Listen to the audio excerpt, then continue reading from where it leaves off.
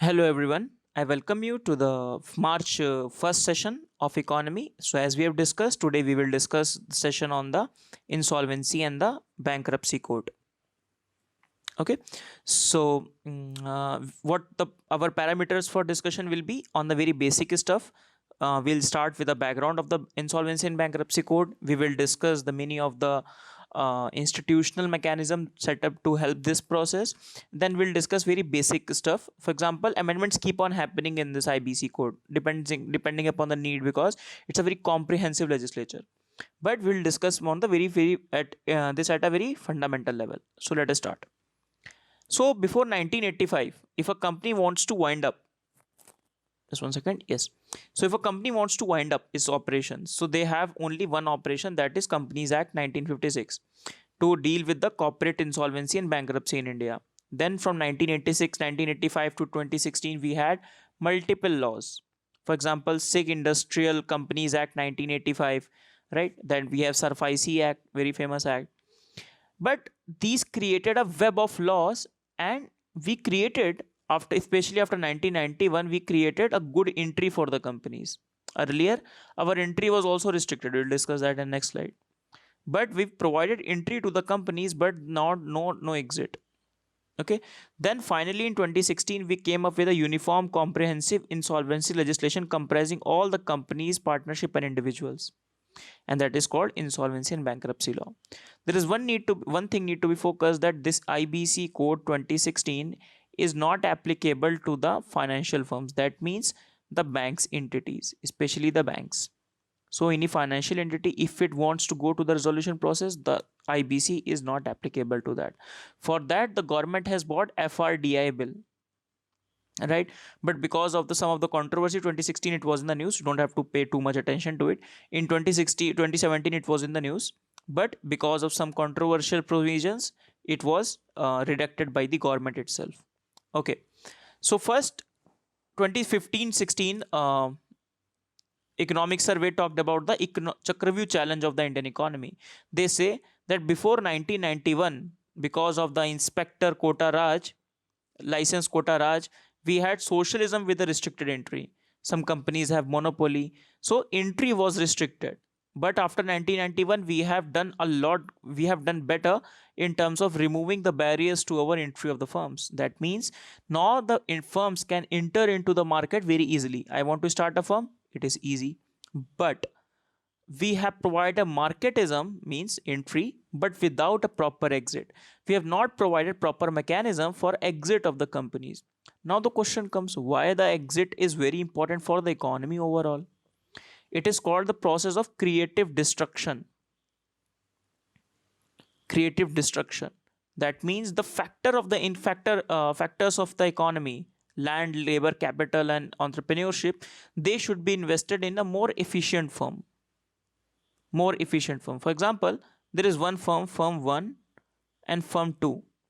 Firm term is occupying a lot of land, capital, labor also, but it is producing, it is growing at a rate of 2% or let's say 10%. But a firm 2 that can grow at a firm of 20%, but does not have access to all those land, labor, capital or those entrepreneurs, CEOs or something like that, right? Then if these assets if shift to this company, if we provide a proper exit to this company, if it is not making a profit, let's say, then it is better to shift from this company to this company. This is called creative destruction of the capital. Okay, and this is why it is very important. So 2016 itself, they have mentioned the government's initiative, including the new bankruptcy law, is one of the key initiatives to get out of this Chakravyuh challenge. In fact, that economic survey from that time, it's really wonderfully written. Okay, right. Then we have to discuss some technical terms, the difference between insolvency, bankruptcy and liquidation. So what is insolvency? Insolvency means inability of a person or corporation to pay their bills. For example, currently I have credit card bill of, for example, 1 lakh rupees, and I don't have 1 lakh rupees in my pocket to pay that bill, right? Then that means I am insolvent. It is as easy as that. Okay, because I am not able to pay the bills when they become due. Then when it goes, so it is a financial condition, you can say. So insolvency is a financial condition. Okay, Bankruptcy is rather a legal declaration. You do it legally. You legally declare that now I cannot repay my loans. It's a person when they declare that they're incapable of paying their dues and payable bills. Then the some process will go on. Okay. Then what is liquidation? Liquidation is the process of winding up of corporation or the incorporated entity. That finally liquidating your assets. For example, you have taken one house, then they will sell that house. So that is very layman example of the liquidation. Okay, so let us understand very quickly. Let us see. So insolvency, an entity, person, family becomes insolvent if they cannot pay lenders back on the time. Okay, then you can read it up. One of the most common solution for insolvency is the bankruptcy. So bankruptcy is a legal declaration of one's ability to pay off its debt. So one files bankruptcy, one is obliged to pay off what is owed with the help of the government. Okay, so some agencies, the government comes to your help. Now there are two processes to the bankruptcy. First, reorganization, and second is liquidation. Reorganization means, for example, you have to pay the loan in 5 years. So the government can do, or the agencies can help you to restructure the loan. Okay, don't pay in 5 years, pay in 10 years or 12 years or 15 years. Or those who have taken the loan from you, for example, you have taken a loan from SBI, so some sort of agreement can be met. Okay, SBI will take, for example, 100 crore one has 10. RBI said, SBI says, okay fine, give me only 95 crore. Some sort of haircut they take. The lenders take some sort of a haircut. Okay, so these things, when it is done, restructuring of the loans or these things, so this is called a reorganization. We will read this in a resolution plan, well later on, resolution plan. Second is the process of liquidation. That means selling of the assets in order to make money, so that they can, whatever money comes, then they will pay that money to the people. Okay, right. So insolvency is a financial estate and the bankruptcy is a legal estate. Okay, then we discuss the insolvency and bankruptcy code, the institutional setup. Now insolvency, first of institution is insolvency and bankruptcy board. Okay, then we have insolvency professional agencies, then insolvency professionals, information utilities, and adjudicating authorities. Okay, so if we divide that into two groups, so one is regulator and second is adjudicator. In regulator, we have the institutional backing statutory body, that is IIB, insolvency and bankruptcy code, that is responsible for these three things: insolvency professional agencies, insolvency professionals, we will discuss one by one, information utilities. Among the adjudicators, we have National Company Law Tribunal, that takes care of the corporate entities, companies and LLPs, and debt recovery tribunal, that take care of the partnerships and the individuals. Right, then first one is insolvency and bankruptcy board. So what is this? It is under the administrative control of the Ministry of Corporate Affairs. Okay, so it has a chairman and the 9 people. So overall 10 people are there. So chairman has a 5-year and 65 phase tenure, whichever one is earlier, he is eligible for the reappointment. So you have to focus on that. Okay, so a statutory body, that means important for a GS2 also. I don't think that's very important, but in GS2 it is written that statutory bodies are there, and in prelims they are important. So it has 1 plus 9 members. Out of 9 members, 8 members are appointed from the government side, and 1 member is from the nominated from the RBI side. So you can see the legal advisor of the RBI, he is the RBI's nominated member. Rest of the members are government nominated. Okay, right. So 10 members and the chairman is there. Right. What is the work of IBBI? So it selects the insolvency professional agencies. So the work of the IBBI is to select the insolvency professional agencies. So in India currently three agencies are given the insolvency professional agency status. So ICAI, ICSI for company secretaries, and Institute of the Cost Accountant. So these are the 3 institutes are given the status of the insolvency professional agencies.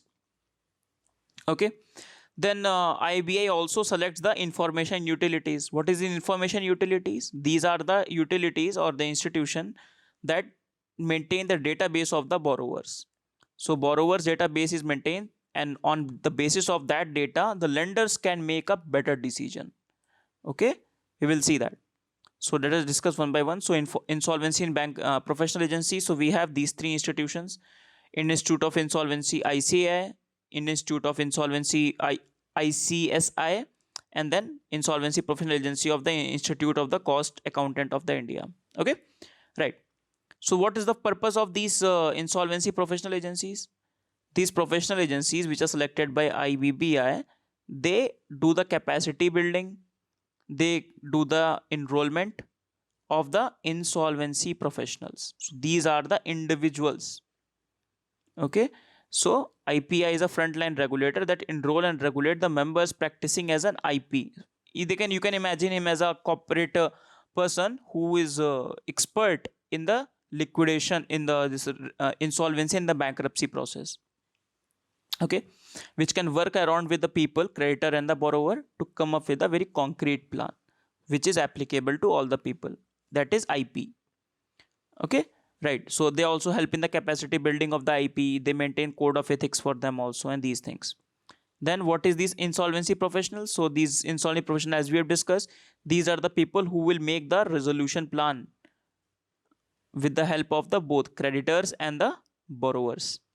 So they have to be enrolled with the insolvency professional agencies, registered with the Insolvency and Bankruptcy Board of India, and these things, very easy. Then what are the information utilities? Only one is currently registered, NESL, that is National E-Governance Service Limited. So it provides all the financial information to be used in the IBC proceedings. So it maintains all the database, the borrower's information, how the proceedings are going, and all the things which can be needed at any point of time by DBT, Debt Recovery Tribunal, DRT, or NCLT. Okay, right. So we have Insolvency and Bankruptcy Board. We have some insolvency professional agencies which select this insolvency professionals. We have information utility providing the background support to everyone, right? Then we will have some committee of the creditors. So creditors will select among themselves. They will make a committee of themselves. Okay, that committee will help to identify this, approve this IP. Okay, so for example, many IPs will be registered with the IPA. So there will be many IPs that are registered with the IPA, and the approval finally will be done by the creditors. So creditors say, okay, I like this person to be the person who will make us a resolution plan. Okay, then the whole process of the IBC will take care of it. So we'll discuss this one by one. Okay, then. So what is the first stage? So first, for example, some borrower, individual or company is not able to pay the loan of more than 1 lakh rupees. So either he can go to these two institutions, or the lenders, those who have given money. So both of them can go to either NCLT or DRT. If it is a company, then it will go to NCLT. If it is an individual, it will go to DRT. Okay, so this is the first step. So DRT or NCLT have the option to accept or reject the plea in 14 days. Okay, and if they accept the plea in 14 days, then the process starts, right? So before starting that, we have to identify between two types of creditors. So there we have seen creditors, right? These are the lenders, or you can say creditors. So there are two types of creditors for a company. First are the financial creditors. So for example, company has taken the money from the hardcore money from the banks. Okay, so these are the financial creditors. So they are in relationship with the entity is purely financial contracts such as loan or debt securities. While on the other hand, the operational creditor are those which provide some sort of goods and services to them. For example, in the day-to-day operation, a company has ordered, let's say, thousands of the plasma TV. So what about those people? They have to pay that money, but they're not able to pay that money. So those will be operational creditors. Okay, so they have provided the goods and services, but they are not paid for those goods and services. So these are the operational creditors. Okay, IBC creates a difference between financial creditors versus the operational creditor because of the nature of the transactions they have, right? So let us start. So in the proceedings have started. So NCLT or DRT have approved the request. Okay, go ahead with the insolvency process. So these lenders will form a committee, creditors committee. This creditor committee will approve a insolvency professional. This insolvency professional has 180 plus 90 more days to make a resolution plan. So he'll come up with the people, he'll talk to people, he'll make a resolution plan. Okay, so what does the resolution plan will entail? That okay, borrower, just one second, borrower, you pay the money in more number of years. For example, you have to pay 100 crores rupees, so you pay not in 10 years, you pay in 20 years. Okay, fine. Then this type of resolution plan can be there. Secondly, plan can be there, okay, borrower, you transfer your ownership to the new board of directors, or you can say, you lenders, please do take some haircuts, because the market is not fine, you will not gonna get money anywhere, so take 80 crore only and be happy. So some sort of resolution plan they will create, right? So finally that resolution plan has to be agreed by the lenders or creditors, because ultimately they are the people who have given the money. So it has to be approved by 66% of the people in the lenders committee. Earlier that figure was 75%. So the government has decreed that from 75% to the 66%, right? So if that does not go through, so that resolution plan, if the 66% does not say okay, we do not want this plan, then what will happen? They will go for the liquidation for the company. That means now the assets will be sold off. Okay, so the IP may act as a IP, that insolvency professional can act as a liquidator as well. Okay, so what is the order of liquidation? For example, this company property is to be sold, so who will get the money first? Okay, so that has to be decided. So they have decided, okay, first the insolvency related cost should be paid off. So this is the process going on in the insolvency and bankruptcy code. So those people will be paid off. Then those workmen whose dues are there for 24 months, those will be paid off. Then employment salary will be paid off. Then those who have taken the debts, people, those who the money the company has taken in the form of the debts, those will be paid off, debts. Then finally, then the government dues, and finally the part of the equity people, those who retain the ownership of the company, they will be paid off whatever the amount is left. Getting my point? Very easy. So in the liquidation process, firstly the insolvency related cost will be there. They can ask you this priority also. Very easy thing, but they can ask you that. Then appeal structure. So if the borrower does not agree with the what is the plan and what you are doing, then he can appeal to the company, and LP can go to the NCLT, and individual partnership can go to the DRT, okay, to appeal against the order. Now the in Jyoti Srinivas committee has been formed after this IBC was there, and has recommended few things, and that was incorporated into the IBC Amendment Act also. So few of the things they have said, for example, they have added a section of 29A. They have some people ineligible for to participate in the resolution plan. That these things cannot be, people cannot be participating in that. For example, willful defaulters. For example, promoters or the management of the company who have NP of more than 1 year. So these people will not be allowed. Then protection to the MSME people, right? So for example, an MSME fails. So if an MSME fails, then the opportunity can be given to the promoters. They will not be disqualified from the resolution proceedings. They can again go for the pitching for the process. For example, when the liquidation is happening, they can again pitch in and they can participate in the liquidation process, okay, or they can participate in the resolution plan. Then withdrawal of the application for the resolution for the corporate insolvency. So once, for example, once the borrowers or the lenders have filed for the insolvency in the NCLT, earlier it was not allowed that, okay, this cannot be reversed. But now the option has been given. If 90% of the creditors say, okay, the second chance can be given to the borrower. So if the borrower wants a second chance, this can be given, and he will be, if 90% of the creditors say, okay, fine, let's go ahead with it, then it can be given the second chance, right? Then some sort of things that also have been reduced. We have discussed that 75% of the majority creditors, if they decide, then only the resolution plans will be considered. That has been decreased to 66%. Then for the nominal decisions also, it has been decreased from 75 to 15%. Why it is being done? So that reduce resolution timelines, so that it can be done quickly. Then finally, one more thing was done. Home buyers are given the financial creditor status. So because one of the main problem is the in the real estate, the bankruptcy cases are a lot. So these real estate people, they create a lot of they take a lot of money and they do not create the proper homes.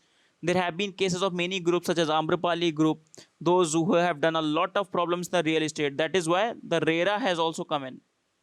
Okay, so the Supreme Court has also said that RERA has to be read harmoniously with the Consumer Protection Act and the IBC. And that is why they have said that the home buyers can now initiate the bankruptcy proceedings against a developer. So the developer, if it is not working with respect to the people, if it is not helping the people out or not giving the houses on the time, then the home buyers can go for the bankruptcy against the developer as well, and they are given the higher status as a financial creditor. Okay, so we'll allow them to take the defaulting builders to the bankruptcy court, right? So it is at this stage.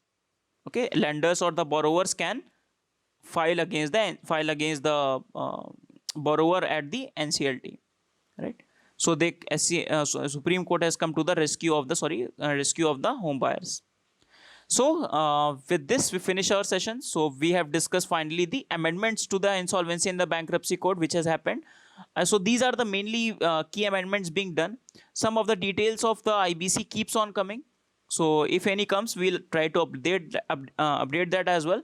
However, this is the very basic of the insolvency in the bankruptcy code.